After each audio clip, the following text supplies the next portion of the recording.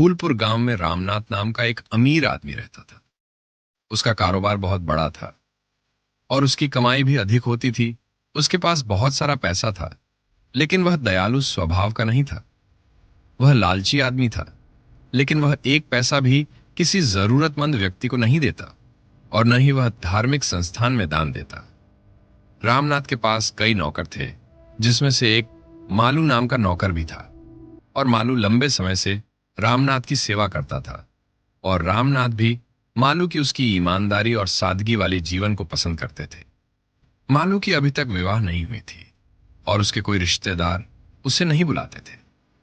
रामनाथ जो भी रुपए उसे देते थे, वो उसका आधा गरीबों में और धार्मिक संस्थान में बांट दिया करता था। रामनाथ उसे हमेशा कहते कि मालू, तुम मूर्ख हो जो गरीबों में पैसे बांट देते हो। थोड़े अपने लिए भी बचाया करो, ताकि तुम्हें वो भविष्य में काम दे। मालू हंसता हुआ कहता है कि मेरी आधी जिंदगी तो आपकी सेवा करने में गुजर गई है, शेष भी गुजर जाएगी। रामनाथ मालू का हंसी उड़ाते रहते थे, पर मालू मुस्कुराता रहता था। एक दिन रामनाथ मालू के लिए 2 पगड़ी लाकर देते हैं, लेकिन पगड़ी देने से पहले रामनाथ मालू से हंसकर कहते हैं कि ये लो मालू, एक पगड़ी तुम्हारे लिए और एक पगड़ी उन मूर्खों के लिए जिनसे तुम मिलते हो। और मालू जैसे ही घर से बाहर निकलता है, तो वह एक पगड़ी अपने सिर पर और एक पगड़ी अपने हाथ में लिए चलता है। रामनाथ उससे हंसते हुए पूछते हैं कि क्यों मालू, तुमसे ज्यादा कोई मूर्ख व्यक्ति नहीं मिला?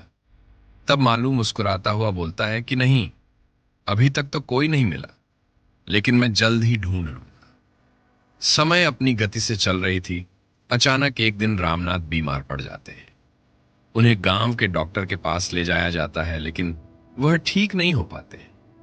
उनका जो बीमारी है वो धीरे धीरे और भी ज्यादा बढ़ जाता है और उन्हें शहर के हॉस्पिटल में जाना पड़ता है। लेकिन वहां भी कुछ नहीं होता है। रामनाथ को लगता है कि वो अब नहीं बच पाएंगे। वो घर आ जाते हैं। जिस दिन रामनाथ को लगता है कि वो अब नहीं बच पाएंगे, तो वे अपने परिवार के सभी सदस्य को बुलाते हैं और अपने नौकर मालू को भी बुलाते हैं। मालू एक साधारण आदमी था। वह कहता है कि सर, मैं भी आपके साथ चलूंगा आपकी अंतिम यात्रा में। तो रामनाथ कहते हैं कि अरे मूर्ख, भला कोई किसी की अंतिम यात्रा में जा सकता है क्या? रामनाथ पीड़ा में कहते हैं कि सिर्फ मुझे ही जाना होगा। तो मालू कहता है कि ठीक है, लेकिन आपका जो अपना पैसा और बंगलो है, ये तो लेके जा सकते हैं ना? तो रामनाथ हल्के मुस्कुराते हुए बोलते हैं कि सभी को खाली हाथ ही जाना पड़ता है, इसलिए मेरा जो सारा धन, गाड़ी और बंगला है, सब यही रह जाएगा। मालू ने उन्हें दूसरी पगड़ी देते हुए कहा, अरे सर, आप ही एकमात्र व्यक्ति हैं जो इसे पहनने के योग्य हैं। आपसे ज्यादा इसका हकदार कौन हो सकता है, जिसने दिन रात मेहनत की? आपने कभी कोई परोपकारी कार्य नहीं किया। जब कोई संपत्ति आपको नहीं ले जा सकती, तो आपने इतना कमाया क्यों? रामनाथ ने धीरे धीरे अपनी आंखें बंद कर ली।